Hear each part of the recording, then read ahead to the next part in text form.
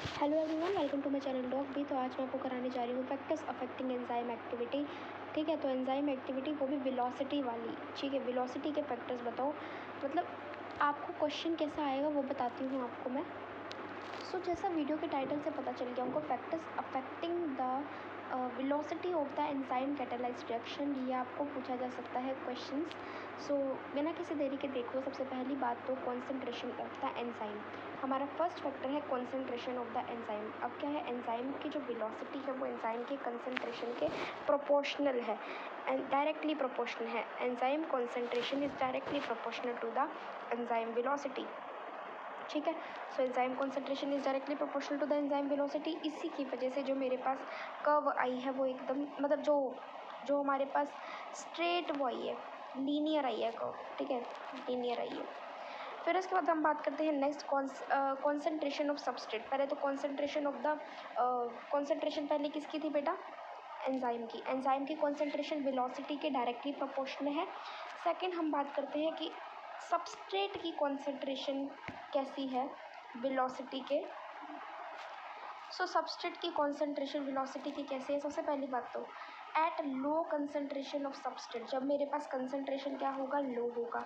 जब मेरे पास concentration substrate का लो होगा तो स्टीप इंक्रीज आएगा in the rate of the reaction with increasing substrate concentration. The catalytic side of the enzyme empty होगी और वेट करेगी कि कोई सबस्ट्रेट आके बाइंड करेगा उसके साथ। जब लो कंसंट्रेशन होगा सबस्ट्रेट का तो एकदम से धीरे धीरे स्टीप इंक्रीज आता है रेट ऑफ द रिएक्शन में।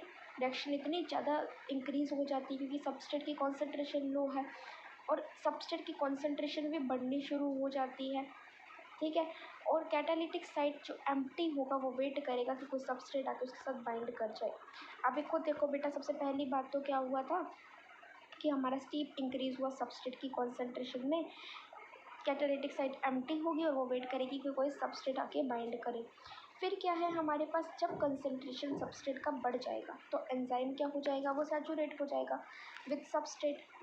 ठीक है, as soon as the catalytic site जो एम्प्टी थी, मोर सबस्ट्रेट अवेलेबल हो गया वहाँ पे बाइंड करने के लिए and undergo reaction.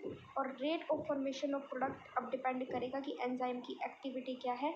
And adding more substrate will not affect the rate of the reaction. अगर मान लो आप और भी ज़्यादा सबस्ट्रेट को ऐड कर रहे हो तो रेट ऑफ रिएक्शन का अफेक्ट नहीं होगा। ठीक है, सबसे पहली बात तो क्या बोला गया है कि जैसे जैसे कंसंट्रेशन सबस्ट्रेट की बढ़ रही है तो एंजाइम जो हो रहा है वो सैचुरेट। देखो, सबस्ट्रेट की कंसंट्रेशन बनी, एंजाइम सैचुरेट हुआ, तो वो क्या कर रहा है, वो कह रहा है कि भाई अब टाइम आ गया है कि सबस्ट्रेट आके बाइंड कर जाए एम्प्टी कैटालिटिक साइड पे एंड अंडरगो करा rate of the reaction. But क्या हुआ, अनफॉर्चुनेटली क्या हुआ बेटा, जो rate of formation of product, जो नया प्रोडक्ट बना है, अब ये बात निकल के सामने है कि जो प्रोडक्ट बन रहा है वो इस चीज़ पे डिपेंड नहीं कर रहा कि एक्टिव कि हमारे पास ज़्यादा सबस्ट्रेट ऐड करो तो हमारे पास रेट ऑफ रिएक्शन पे इफेक्ट पड़ेगा, ऐसा कुछ नहीं है। अगर आप जितना मर्जी सबस्ट्रेट डाल लो एक्स्ट्रा, रेट ऑफ रिएक्शन पे कोई इफेक्ट नहीं पड़ेगा। बट ये किस पे डिपेंड करता है हमारे पास, ये किस पे डिपेंड करेगा हमारे पास, ये हमारे पास the rate of formation of the product now depends on the activity of the enzyme, enzyme की एक्टिविटी पे। सी पॉइंट बोल रखा है कि जो रेट ऑफ द रिएक्शन है वो हमारे पास एंजाइम का सैचुरेटेड है। The rate of reaction when the enzyme is saturated, जब मेरा एंजाइम बेटा सैचुरेटेड हो जाएगा, ठीक है, सबस्ट्रेट हमारे पास क्या हो जाएगा, substrate is the with substrate is the maximum rate of the reaction, V max होगा। जब क्या हो जाएगा मेरे पास, रेट ऑफ द रिएक्शन जो होगा, जब एंजाइम सैचुरेट हो जाएगा तो जो सबस्ट्रेट मेरे पास आया विद सबस्ट्रेट, एंजाइम सैचुरेट हो गया, सबस्ट्रेट के साथ एंजाइम सैचुरेट हो गया, maximum rate of the reaction तभी आएगा, वी मैक्स बोलेंगे। One of the important parameter affecting the rate of reaction catalyzed by the enzyme is the substrate concentration.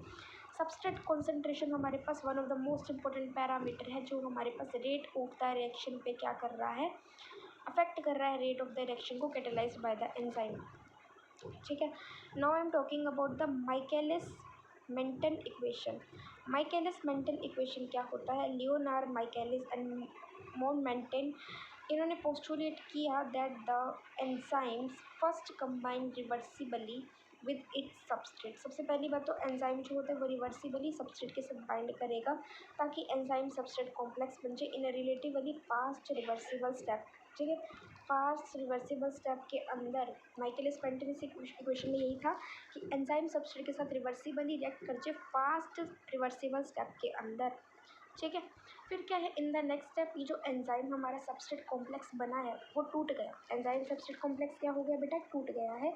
ठीक है, टूट गया है और उसने क्या कर दिया है, break down into the first free enzyme. किस में टूटा है वो, एक तो फ्री एंजाइम में टूटा है, एंजाइम अकेला आ गया तो फ्री एंजाइम में आ गया, और एक रिएक्शन प्रोडक्ट के अंदर टूटा है। किस में टूटा है, रिएक्शन प्रोडक्ट के अंदर। बेस्ड ऑन दिस, इसके बेसिस पे हमारे पास rate limiting step Michaelis Menten derived an equation. Based on this rate limiting step Michaelis Menten ने एक इक्वेशन डिराइव करी दैट, क्या इक्वेशन है वो, V naught is equal to V max substrate concentration by में के एम प्लस में substrate की concentration. V naught क्या होता है बेटा, measured velocity, V max maximum velocity as substrate concentration है, के एम क्या होता है, is the Michaelis Menten constant. Michaelis Menten constant होता है हमारे पास के एम। आगे समझ में देखो, जब यहाँ पे के वन से तो जब एंजाइम सबस्ट्रेट रिएक्ट कर रहे थे आपस में तो के वन से बन रहा था एंजाइम सबस्ट्रेट कॉम्प्लेक्स, यहाँ पे के की वैल्यू क्या हो जाएगी, 1 हो जाएगी। ठीक है, फिर उसके बाद के टू कब आया, जब मेरे पास क्या हो जाएगा, फ्री एंजाइम और प्रोडक्ट में टूट रहा है, ये मेरे पास माइकलिस मेंटेन की डिराइव इक्वेशन आई। ठीक है, यही था। अब सिग्निफिकेंस की बात करें के एम की, सिग्निफिकेंस ऑफ के एम की बात करते हैं, यानी कि इंपॉर्टेंस ऑफ के एम की। सिग्निफिकेंस इंपॉर्टेंस एक ही बात होती है। ठीक है बेटा, के एम हमारा डिफाइंड होता है सबस्ट्रेट की concentration to produce half maximum velocity in an enzyme catalysed reaction. ठीक है, तो के एम हमारे पास क्या होता है बेटा, सबस्ट्रेट की कंसंट्रेशन होता है ताकि कितनी maximum velocity, half V max आ जाए, हाफ मैक्सिमम वेलोसिटी आ जाए in an enzyme catalysed reaction. It is the measure for the strength of E S complex की, एंजाइम सबस्ट्रेट कम्प्लेक्स की स्ट्रेंथ क्या है। ठीक है, अगर के एम लो हो गया इसका मतलब है कि मेरे पास स्ट्रॉन्ग एफिनिटी है कि एंजाइम और सबस्ट्रेट जो है वो बाइंड कर रहे हैं, लेकिन अगर हाई के एम हो गया तो मतलब वीक एफिनिटी है बिटवीन द एंजाइम और सबस्ट्रेट में। सो के एम हमें क्या बताता है बेटा, सबस्ट्रेट की कंसंट्रेशन जो प्रोड्यूस करती है half maximum velocity enzyme catalysed reaction में।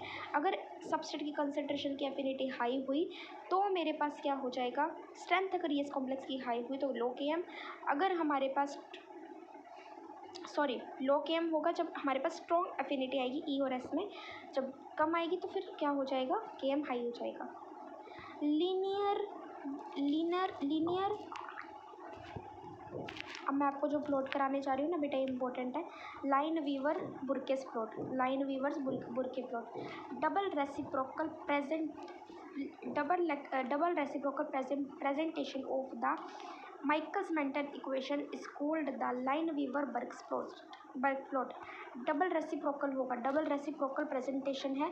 ठीक है, इक्वेशन की लाइन वीवर बर्क प्लॉट बोलेंगे जिसको हम लोग। मेन एडवांटेज क्या है लाइन वीवर बल्क प्लॉट का, is determine the V max को ना बहुत ज़्यादा एक्यूरेटली बताता है बाय टेकिंग द, जब आप मेरे पास सुनो थर्ड इक्वेशन आप लो, ये वाली इक्वेशन यानी कि माइकल्स मेंटन की जो इक्वेशन आई थी ना, V naught V max substrate की कंसंट्रेशन बाय में के एम प्लस सबस्ट्रेट की कंसंट्रेशन, अगर आप ये वाली इक्वेशन लो on a straight line, graphic representation हमें ये ऑब्टेंड हो जाएगी, ये ग्राफिक रिप्रेजेंटेशन है। ठीक है, ये मेरे पास क्या आ गया, 1 बाय में वी मैक्स मेरे पास इंटरसेप्ट आ गया, क्योंकि देखो इसका डबल रेसिप्रोकल आ जाएगा, रेसिप्रोकल मतलब रिवर्स हो गया। ठीक है, 1 by V naught is equal to K M by में वी मैक्स इंटू में 1 बाय सबस्ट्रेट की कंसंट्रेशन प्लस में 1 बाय वी मैक्स। ठीक है, 1 by V naught is equal to K M by V max into 1 by substrate की concentration plus में 1 by V max. ठीक है बेटा, अब देखो रिजल्ट क्या आया है, 1 by V is equal to K M by V max into 1 by substrate की concentration plus 1 by V max. Looks like the linear sequence y is equal to m x plus c. Math में basically हम linear equation पढ़ते हैं ना, y is equal to m x plus c, उसकी तरह लग रहा है। 1 बाय वी यहाँ पे क्या आ गया है, हमारे पास y हो गया है, स्लोप क्या आ गया है बेटा मेरे पास, के एम बाय में वी मैक्स, और जो मेरे पास x आ जाएगा ये मेरे पास इंटरसेप्ट आ जाएगा। ठीक है, नहीं सॉरी, इंटरसेप्ट मेरे पास ये आ जाएगा बी, ये वाला KMX प्लस सी, तो ये मेरे पास बेटा इंटरसेप्ट आ जाएगा। नोटिस करो कि इंटरसेप्ट एक्स पे -1/KM है,